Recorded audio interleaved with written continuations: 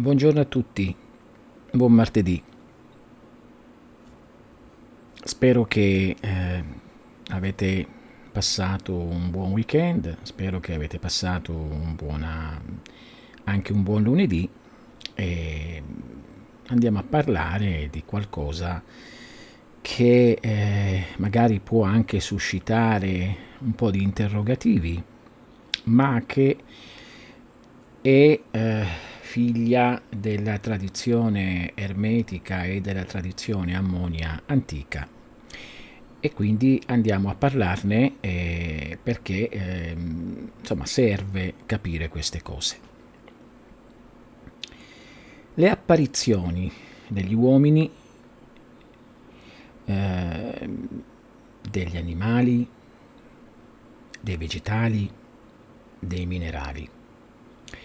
Che cosa intendo per apparizioni? Intendo quello che noi attualmente stiamo vivendo, cioè la cosiddetta nostra vita. Dico cosiddetta perché se si va molto a fondo si va a vedere che è molto di più di quello che possiamo immaginare che sia.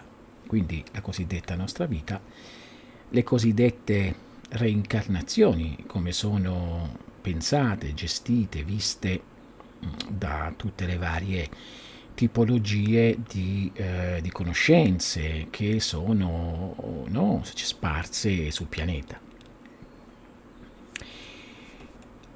Nella Scienza Ammonia le incarnazioni, ossia il prendere corpo, viene chiamata apparizione. Questo per indicare che non è una cosa profondamente reale, ma che diventa reale a secondo la credenza della persona che la sperimenta. Di conseguenza neanche la persona diventa una cosa reale, ma sembra reale finché è sperimentata. Quindi non è neanche giusto andare a dire non è vero, come molto spesso viene detto dalla neo-advaita, questa corrente che tenta di scimmiottare la vecchia tradizione advaitista, oppure la tradizione della filosofia perennis di Plotino, di Platone, dove la possiamo appunto ritrovare, o la scienza sacra egizia, o l'alchimia, o la magia alta, non le cosette così. Quindi apparizioni. Perché si appare uomo? Perché si appare animale? Cioè, perché io ho un cane? Perché lui è cane e io sono uomo? Perché mi regalano una pianta e quella pianta è una pianta e io sono un uomo e quello è un cane? Perché quello è un albero? Perché quello è uno zaffiro? Perché è una pietra che noi chiamiamo non preziosa, anche se in realtà è tutto prezioso, però vabbè, perché quella è una pietra preziosa e quell'altra no? Cos'è che diversifica queste cose? C'è un'idea, c'è un progetto, c'è qualcosa alla base, c'è qualcosa di, come dire, già causato? Perché io sono nato maschio?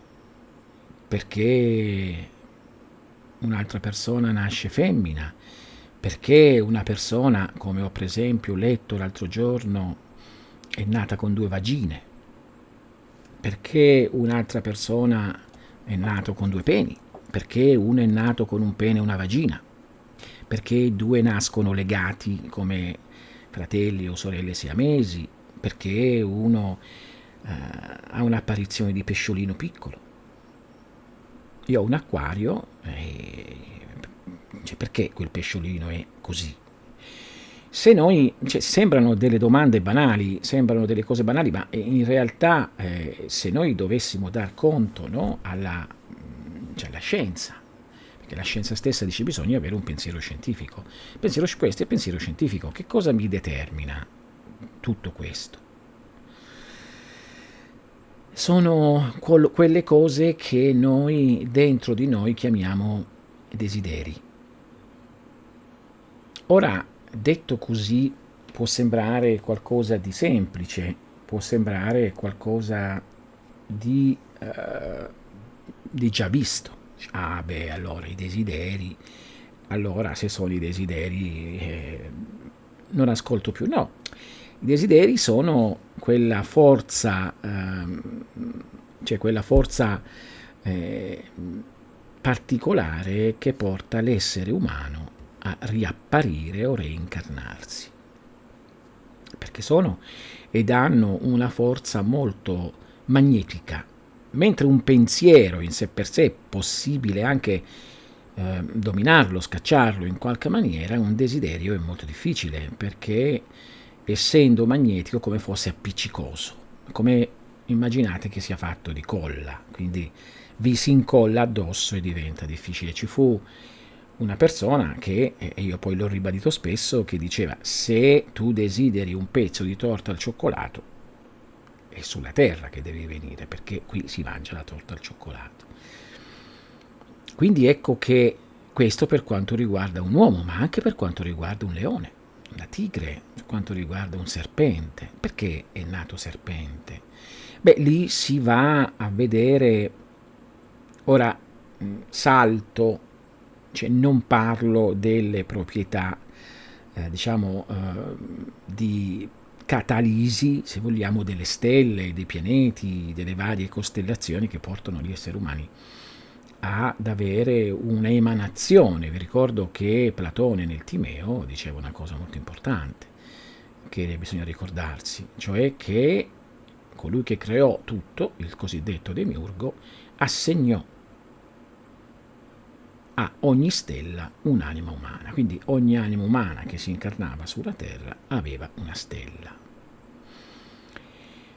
E quindi, ma questo non è soltanto per le anime umane, è anche per tutto ciò che noi vediamo nella nostra vita, può essere anche un ago. Noi troviamo queste rappresentazioni interne come mundus immaginalis, cioè come mondo immaginale, cioè delle immagini, che è l'esatta rappresentazione di quello che noi vediamo all'esterno. Beh, c'è una tradizione molto profonda nel sufismo, quindi nel misticismo sufico e musulmano, che appunto descrive con molta chiarezza di particolari questo mundus immaginalis come proprio no? la fotocopia del corpo del mondo fisico. È lì che poi viene detto gli eroi o i santi o coloro che sono i martiri vanno per godere, no? Di questi giardini meravigliosi con donne o uomini meravigliosi, se sono, io dico, aggiungo, no? La stessa cosa hanno fatto anche gli indù, no? Si dice che chi adora Krishna oppure qualsiasi altra divinità, ma più che altro Krishna, abbia la capacità o la possibilità di cioè di entrare in questi regni, che sono sempre mundis immaginaris, ma che non rappresentano l'assoluto, perché prima o poi deve, anche se sono eoni, devono finire, perché ogni cosa che appare deve anche scomparire, c'è scomparire. E quindi ecco che noi capiamo che già del detto le apparizioni significa che poi devono anche scomparire. Quindi che cosa ci porta, per esempio, perché uno nasce leone? Perché ha fame di sangue. Molto spesso un uomo può, e non mi venite a raccontare che queste sono cose primitive, che la religione nostra cristiana ha ingentilito, non è vero. La verità è al di là di ogni religione ed è visibile a colui che pensa, a colui che vede, a colui che non crede ma osserva, razionalizza e si dà le risposte da quello che vede, perché non c'è neanche bisogno di andare a guardare al microscopio, perché è tutto palesemente presentato se uno sa vedere anche con la scienza antica, cioè Gli antichi avevano altri metodi, per esempio, di controbattere l'epidemia attuale, nei babilonesi, ma anche nei cinesi, nei sumeri, negli egizi. Le malattie venivano viste appunto come spiriti. E se noi sappiamo che spiritus significa vita, è chiaro che l'ignorante pensa, ah sì, si immaginavano uno spirito, si immaginavano un essere che quindi poi mediante delle cose stupide allontanavano, mentre invece noi guardiamo i microscopi dove vediamo degli esseri che sono animati, quindi spiriti. Solo la terminologia cambia, no? Quindi l'essere umano stesso è uno spirito della più alta, del più alto lignaggio, della più alta apparizione, e via via, dopo l'uomo, si scende nel gorilla, si scende nello scimpanzé, si scende via via, si arriva appunto ai cani, a questi esseri intelligenti, tra cui ci sono i pappagalli, per esempio, come intelligenza ai primi posti. Quindi indica appunto l'apparizione che viene fatta da un essere particolare. Non stiamo a discutere da dove viene questo essere, esula dalla spiegazione di qua, cioè dal dialogo di adesso. Ma se noi osserviamo un leone perché ha fame di carne, un serpente è serpente perché vive da serpente, ma noi possiamo vedere che tutte queste cose si replicano anche negli esseri umani. Possiamo vedere un assassino come un lupo che va a caccia, possiamo vedere tutti i nostri politici, no? come serpenti, come faine, come il gatto e la volpe, oppure possiamo vedere coloro che attualmente si occupano di tante cose, no? Possiamo assegnare tranquillamente un'animalità, ma possiamo assegnargli anche una vegetalità o una fissità minerale. Beh, è da premettere che l'essere umano contiene tutte queste cose, è da premettere che l'essere umano non ha avuto assolutamente un'evoluzione, come viene detta dalla cosiddetta scienza. L'essere umano è una specie a sé, quindi non vi fate fregare dall'idea che dice che l'essere umano deriva dalle scimmie. Scimmie sono una cosa, e non c'è nessuna prova nemmeno, e c'è anche il salto evolutivo e l'anello che non c'è per indicare. Sono due razze differenti, come erano differenti i Neanderthalensis e i Sapiens Sapiens, no? L'Homo sapiens. E quindi sono cose differenti. Per quanto ci sono attualmente personaggi che tentano su input sempre di questo movimento molto particolare, facendo parte di alcune frange massoniche, che tenta di riportare sotto altre mentite spoglie tipo ufologiche, no? Che vennero gli esseri da altri posti e fecero diventare una scimmia un uomo. No, non è così. Ciò che venne fatto è che trovarono effettivamente degli esseri in pratica, ma che non erano uomini, e l'uomo apparve ipso facto, magari appunto come viene detto nella Bibbia, creato letteralmente, ma non dalla scimmia.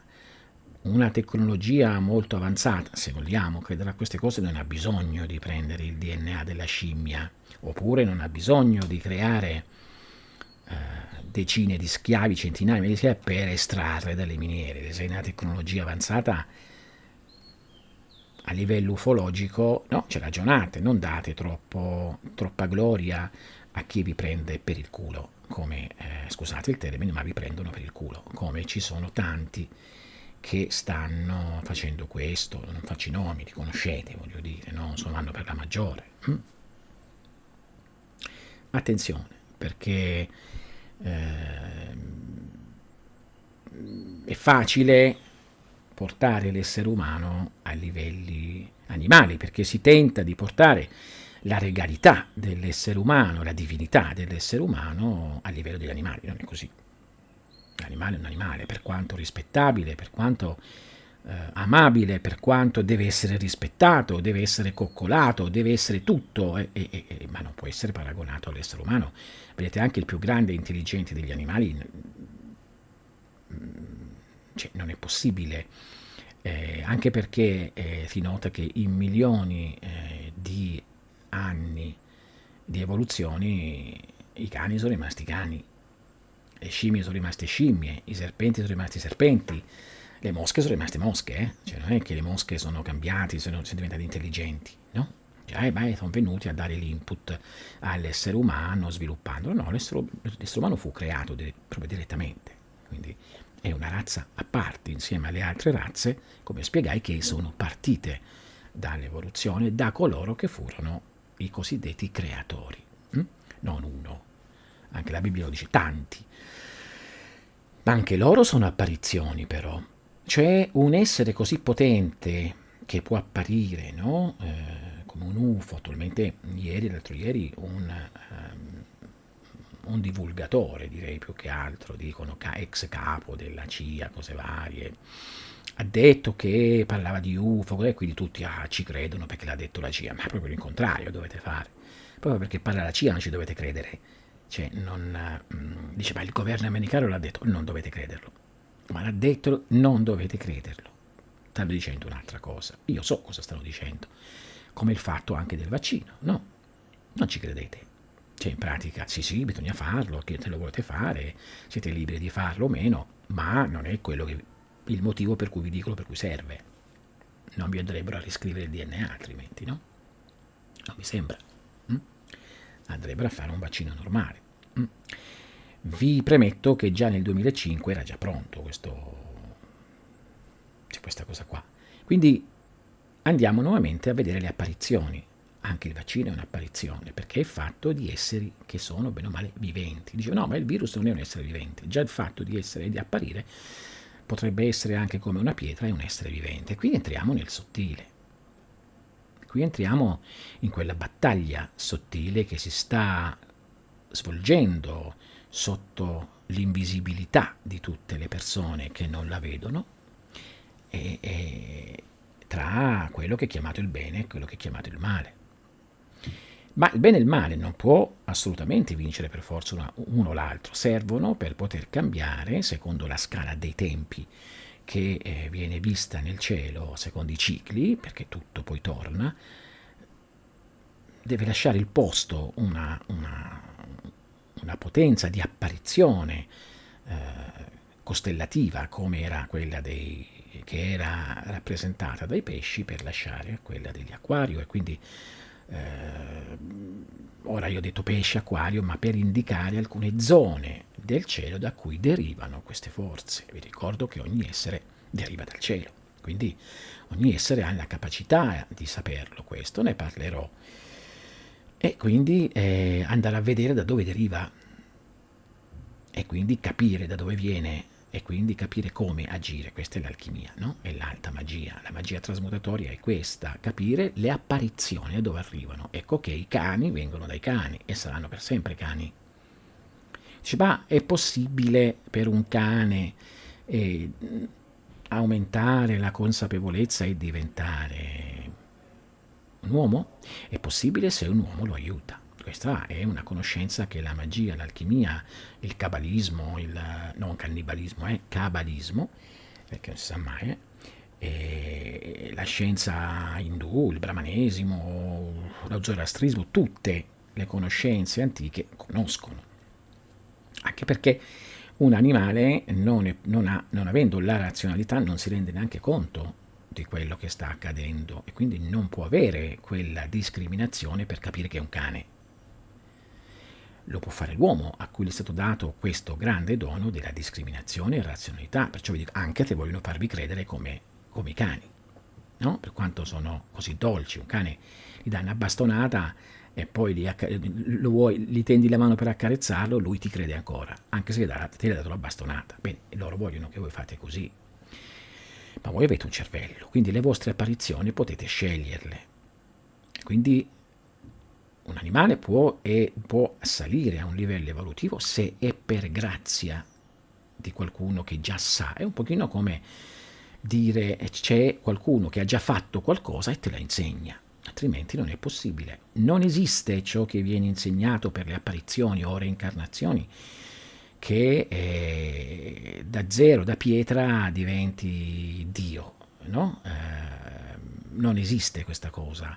Cioè, come disse un grande iniziato che mi fece ridere tanti anni fa, va a finire che con il tempo e con, cosa disse, e con le rape, con il tempo e con le rape finiscono per diventare dei pure le pietre, no? Non è così, l'evoluzione non è automatica, l'evoluzione è statica ed è ciclica, cioè non è un'evoluzione. Un'evoluzione parte da qua e finisce là, un ciclo è diverso, quindi abbiamo il tempo diverso, lo vediamo, cioè non è che noi dobbiamo credere a questo, basta guardare il Sole, basta guardare la Luna, basta guardare le orbite. Dalle orbite e da quello che va via e poi torna si vede com'è la vita, si vede com'è. E così come va e torna un'orbita di un pianeta o di qualsiasi cosa, di una stella, così anche voi andate e tornate.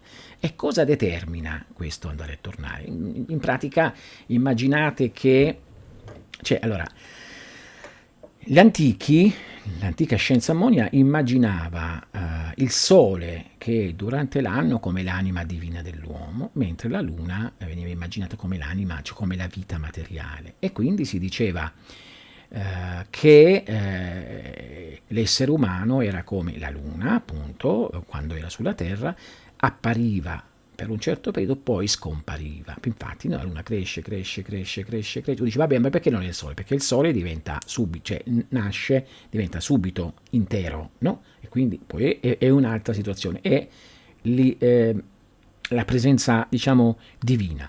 Mentre la Luna che cresce è come un bambino che viene fecondato, un feto, è piccolissima la Luna, in luna nuova, e poi piano piano comincia a crescere, prima di diventare luna piena, il centro della vita dell'essere umano, e poi comincerà a calare, comincia a invecchiare fino a che sparisce, ma non sparisci per sempre, cioè svanisci, perché non si svanisce per sempre? Perché ci sono le apparizioni? Perché se c'è stata questa apparizione, di questo qui che vi sta parlando e di voi che state ascoltando, avete creato e generato una causa.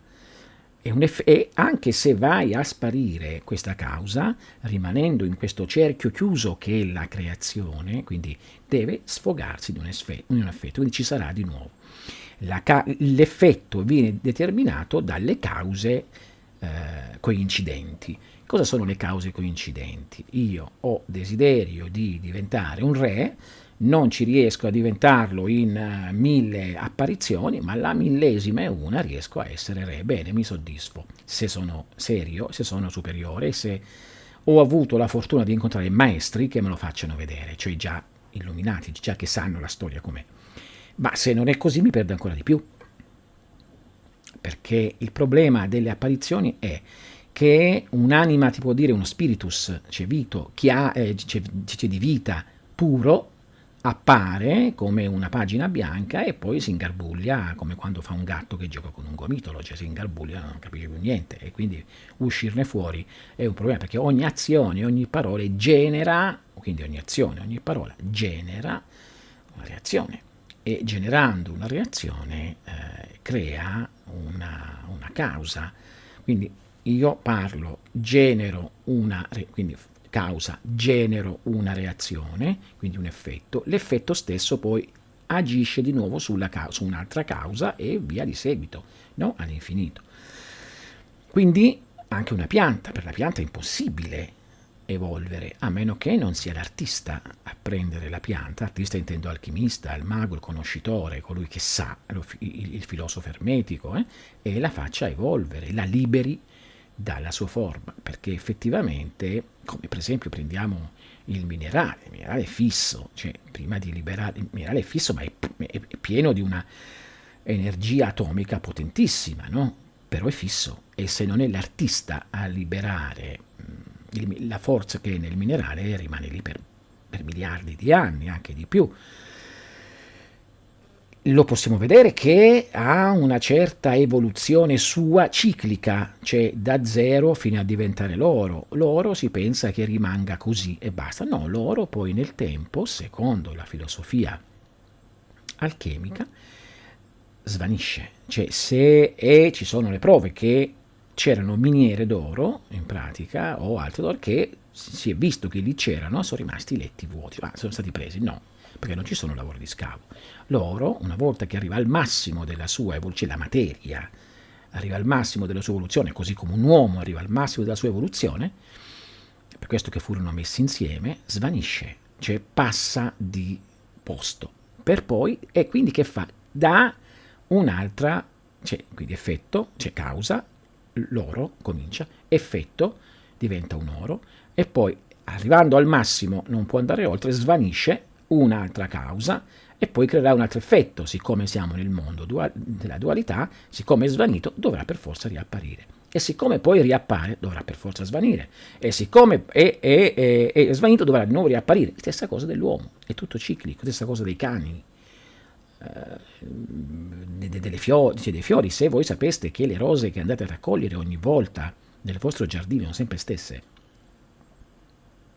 e che voi potete liberarle, cioè l'uomo ha la capacità di liberare le apparizioni, no? Di liberare queste apparizioni, queste situazioni che vengono incanalate nella materia. L'alchimia fa questo. L'alchimia del metodo completo, che ho cominciato ad insegnare finalmente dopo che mi hanno fatto fare un'introduzione di 5, 6, 7 anni per poter spiegarla bene. Se siete interessati, quindi scuolalunare@gmail.com, scuolalunare@academymra.com. Questa alchimia del metodo completo spiega appunto e insegna a vedere e anche a liberare le forme, ma non solo gli spiriti dalle forme, ma anche il vostro spirito dalla forma, in modo che la vostra apparizione o termini secondo la vostra volontà, passando ad un livello superiore di ciclo, perché ricordatevi che i cicli, cioè, diciamo, se volessimo parlare di evoluzione, ma non c'è il ciclo terrestre, sempre quello. Poi puoi riuscire a uscirne fuori e c'è il ciclo astrale, sempre quello. Poi riesce a uscirne il ciclo mentale, sempre quello. Ma può rimanere eoni. Infatti il mondo degli dei, dicono, no, c'è gli antichi, è sempre quello, cioè non cambia mai. C'è il mondo dei semidei, è quello. Il mondo degli uomini è sempre quello. No, non per niente. Nell'antichità l'uomo moriva, andava all'Ade e poi tornava, però.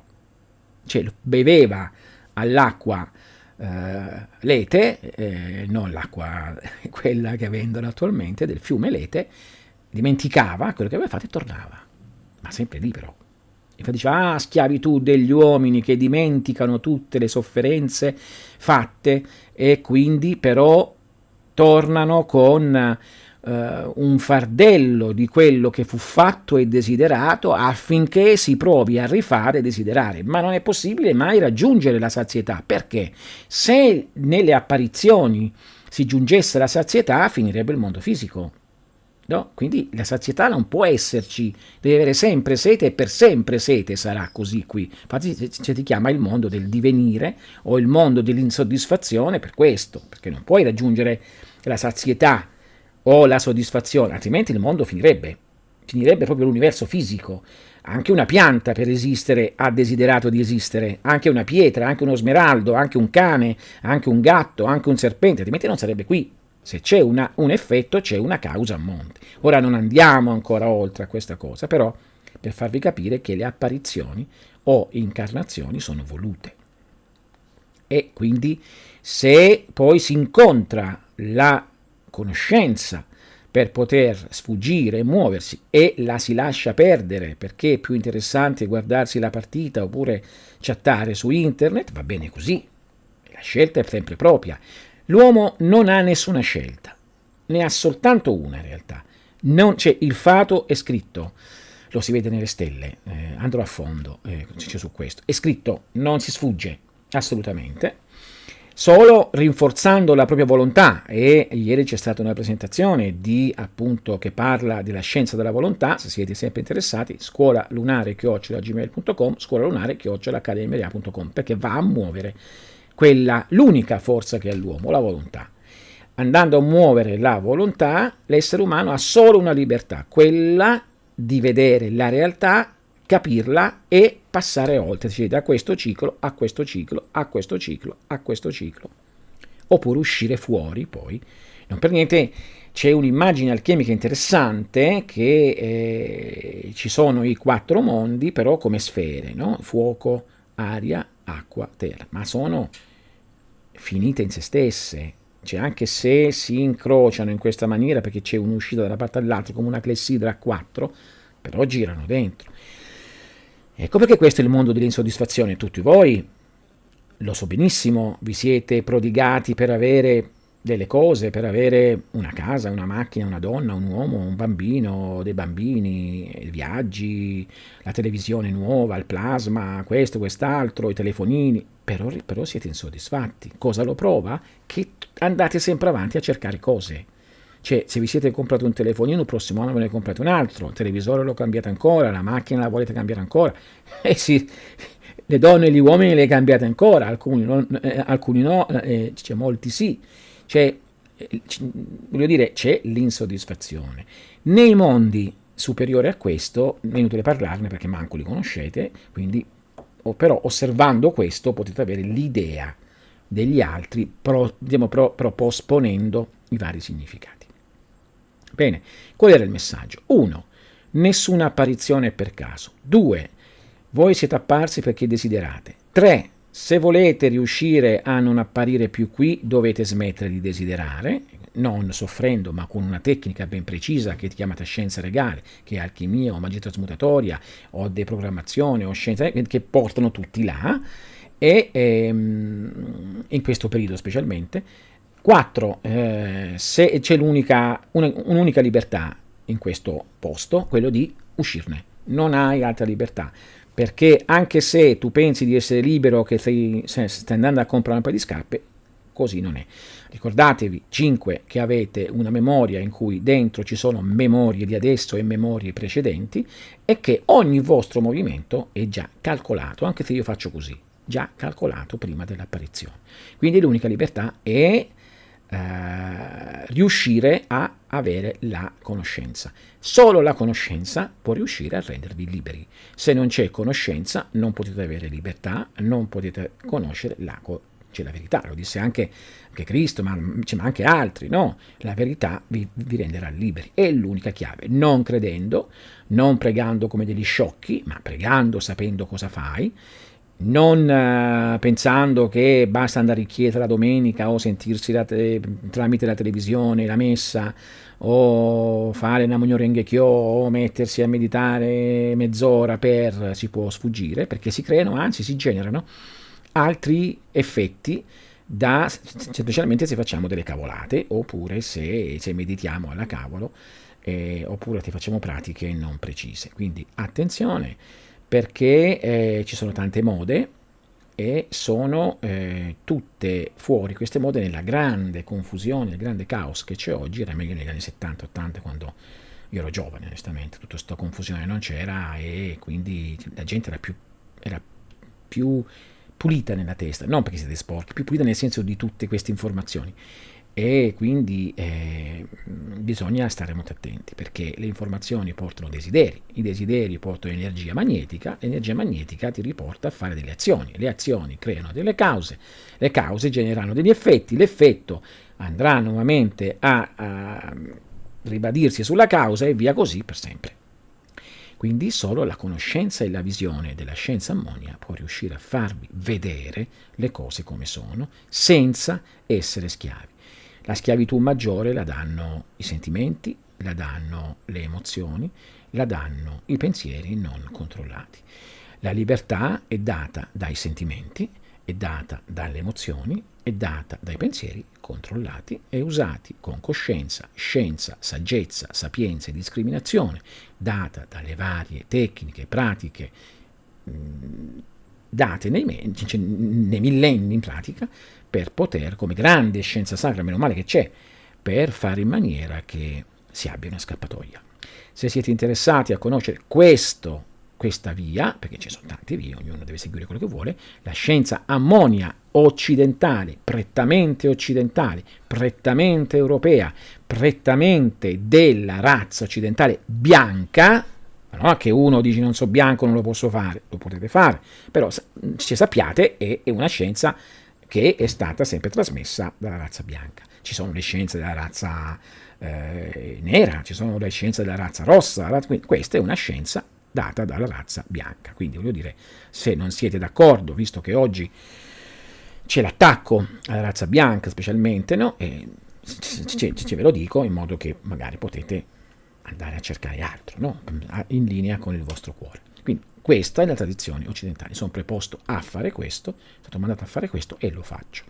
Siete interessati? Quindi andate, potete trovarmi qui, trovarmi su Facebook, il sito sta per tornare online, troverete tutto fatto finalmente da vedere come si deve, chiaro, senza difficoltà. Molte persone mi dicevano che non capivano, qui si capirà perfettamente, sarà molto chiaro, la persona che lo sta facendo è una persona razionale, cioè una persona che pensa, e quindi voglio dire sarà facile per voi, sarete presi per mano, avete tutti i corsi della Scienza Ammonia, gli incontri, i seminari, le conoscenze gratuite, non meno gratuite, tutto quello che potete fare, quindi c'è un mondo.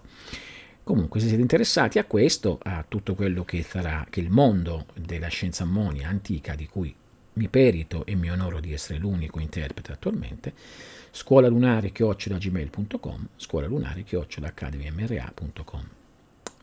Vi saluto, arrivederci.